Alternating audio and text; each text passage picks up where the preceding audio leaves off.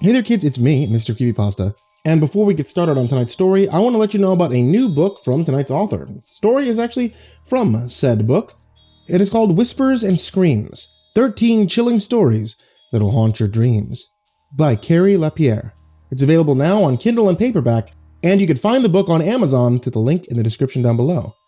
And now, on to tonight's story. When Luke was a boy, he lived in a small town in Tennessee. Like most small towns, everyone knew one another and their business. It's hard to keep a secret for very long when all people can do for entertainment is gossip. And maybe that's why it seems so strange that nobody ever talked about the elephant in the room. The unspoken truth that friends and neighbors accepted as part of their lives there. It's hard to explain what it's like to an outsider, but it's almost like living amongst bees in a hive. After a while, you get used to living with something that most are afraid of. Usually when someone sees a bee, they flail around trying to get it away, even though it never seems to help. I think people do that just out of instinct. You've all heard the words, if you don't bother them, they won't bother you. Some say that if you don't run from scary things, they won't chase you. And others, like Luke, would say that sometimes there's no getting away from scary things. To really understand the story, you need to go back in time to understand the town. Luke's hometown was built in the early 1800s. The wealthy landlords built big plantation houses and planted crops. When the Civil War came, many of these homes were abandoned and torn apart by war. One of the houses was converted into a field hospital. Wounded soldiers were carried in by the thousands. The first night, over 150 soldiers died from their injuries. One of the children's rooms was converted into an operating room. Arms and legs were amputated and dropped out the window onto the lawn. The walls of that room were painted red with blood from the countless operations. The dead were buried on the property, with small stones used to mark their graves. Over the years, the stones were moved or lost, and the land was sold off. The town sprouted up around the historic hospital, which became a museum. Over the years, those who have lived there say that they've seen ghosts of young soldiers wandering the streets. Most of them are quiet and peaceful, just walking around as if on patrol. And others seem to hold on to the anger of having their life cut short and have more sinister intentions. One summer night in July, Luke and his best friend Aaron were at their favorite ice cream shop. It was closing time, and the boys were making their last-minute orders before they were shooed away by the manager. They sat down at the only clean picnic table and complained about the boredom of living in a small town. "Man, there's nothing to do here," said Aaron. "We could go fishing," offered Luke. Aaron turned him down. Luke picked up his phone as it vibrated on the table and checked the time. It was 9:15. "I don't know what you want to do tonight," said Luke, "but I have to get home soon. My mom told me to be home by 10. Aaron rolled his eyes and replied, "Don't be a baby. Let's have some fun." Aaron's idea of fun was usually something dangerous or illegal. After a second, Aaron smiled wide and looked at Luke and said, "Let's go down to the old hospital. See if there really are any ghosts like they say." Luke wanted nothing to do with this, but didn't want to sound like a chicken. The boys agreed and got in the car and drove across town. Aaron pulled off the side of the road about a quarter mile from the house to avoid being spotted. They walked through the woods and ran around the back of the house. "How do you think we're going to get in there?" asked Luke. "Just leave it to me," said Aaron. Luke stayed there, squatting down behind the house as Aaron disappeared around the side, and just as Luke thought he would be off the hook with his stupid idea, he heard Aaron call out, "Yes!" Aaron told Luke to come over to the open bathroom window. Luke gave Aaron a boost up, and Aaron reached back down to pull Luke inside. The boys tiptoed through the house on the first floor. There was a hostess desk, a gift shop with a bunch of old pictures showing the house back when it was new. There were velvet ropes keeping people from touching the antiques. Luke looked at his phone. It was nearly 9:47 and close to curfew. "Okay, prove your point. This is dumb like I said it would be," Let's just get out of here, he said. No way, said Aaron, as he took out his cell phone and turned on the camera. Aaron started recording a video as he disappeared up the stairs.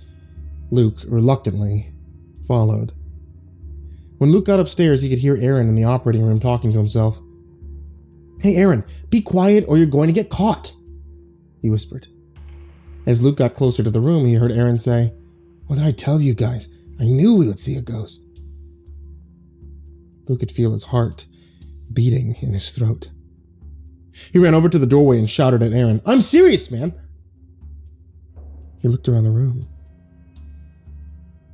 but didn't see anything. There was just an old, blood-soaked wooden table in the middle of the room with a metal chair around it to keep people from touching it.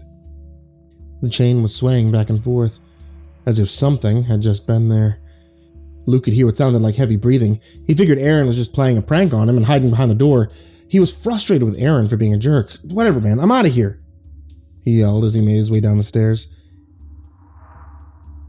When he got to the bottom of the stairs, he heard a loud bang and a painful scream of his friend. Luke dove out of the window and ran back to the car. He stood at the car for a minute, looking at the house, expecting to see Aaron come limping out laughing about tripping on something. Luke could see the figure of a man walking along the fence outside the house. It must have been a security guard making the rounds. Luke heard another scream from Aaron, and the person walking along the fence turned back towards him. And Luke took off running. He didn't stop or look back until he was at his front gate. He curled up on the floor of his front steps and he sat there panting. After a few minutes, the front door opened. It was his father. He asked what was going on and if Luke was okay. Luke jumped up and ran into the house. He told his father everything, asked if someone would check on Aaron. Luke's father told him to go upstairs and that he would handle it. Luke sat at the top of the stairs while his father called the police. He gave Aaron's name and the description of the car they were driving. After about an hour, 2 officers came to the house to talk to Luke's father on the porch. He couldn't hear exactly what they were saying, but it sounded like one of them said, "It doesn't make any sense." When Luke's father was finished talking with the officers, he came inside. He told Luke that they went to the museum and looked around. He said they didn't see anything suspicious and that nothing was broken or missing. "What about Aaron? Has anyone seen him?" asked Luke. "Nobody can seem to find him. He isn't home. There's no sign of his car," said Luke's father. A few minutes went by and there was still no sign of Aaron. Aaron's parents filed a missing persons report and reported the car stolen. It wasn't until some kids were fishing in the lake down the road that the car was found. It was pulled out of the lake, but there was nothing in it. They dragged the lake for hours, but only found Aaron's cell phone. The phone was badly damaged, but the police were able to pull together some of the footage from the night he went missing. It showed Aaron filming himself, walking through the house. Aaron pointed the camera outside and said that he saw the ghost of a soldier patrolling the fence. Then, they saw a door swing open behind him and a shadow rush past. There was a loud bang and Aaron whipped his head around. He took a step towards the door, but it slammed shut. Aaron appeared to trip and dropped the phone. The phone kept recording after it hit the floor, and all you could see was the corner of the room and Aaron's sneakers facing up. There was another loud bang, like a metal object hitting the floor, and a piercing scream. Aaron's foot flopped over on its side, and blood pooled before the screen went black. The police asked some questions, but they found no blood, weapon, or body when they searched the room, so there wasn't much of an investigation.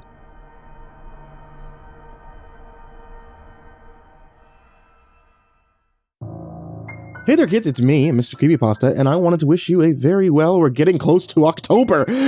Are you as excited as I am? Also, thank you for watching tonight's video, or listening to tonight's episode of the podcast if you're listening on Spotify. We're getting further and further into the fall and closer to those Halloween horror months, which means that if you want to find your nice Halloween horror audiobook to listen to this year, check out audible.com and look for MrCreepyPasta, because I got a whole bunch of books over there. Books like Tales from the Gas Station.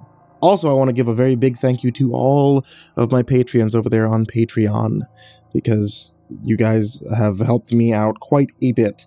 I'm not even quite a bit. You guys are honestly, you guys pulled me out of an incredibly dark place when I first had to look at moving and all of the demon stuff that YouTube does, and thank you guys very dearly for all the help that you've given me. People like Jordan Alexander Sanchez, Bryon Arce, Bobby Karman, Stephanie Butler, Tristan Pelton, Chase Burnett, Diana Kraus, Raven Mitz, Satanic Aries, Ness69420, Aisodoehtraed, Pain, Nessie, Blitzscreed, BardoHawk764, Melancholy Corpse, Ferb, Harley, Billy Morrow, Madam Skullbunny, Sashi Sazaku, @Grizzly Olsen Pro, Kayden the Spooky Boy, Zane Nightshade, MyBodySoundsLikeRiceKrispys, Ashwood, Lord of the Weebs, Jay, Faye Lockett, Miss Xander, Mr. Unsettling Spaghetti, Suji Campbell, Azarine Fox, Robert White, Fried Chicken 12, James Bruce, Freddy Krueger, Ty Nanny, Michael Scarborough, Infernal One, Lisa Cottrell, Caspian, Jordan Nels, Hades Nephew, Tater Chip, Acid System, Prozac and Pancake Appreciation Society, Cryptic Nightmares, Kiri the Sloth, Tommy Green, Liam Newman, Sky Harbor, Caleb Dougal, Nina Smith, Nico Kyle, Rafael Rodriguez, The Ginger Bros, Aaron Stormcrow, Daniel Polson, Trace Miles, and Corey Kenshin. Once again, thank you all so much to everyone who is in this list of names that I mispronounce, and everyone who's in the description, and everyone who supports me at patreon.com/MrCreepyPasta. I can't thank you guys enough for listening, for watching, and I wish you all sweet dreams. Good night, everyone.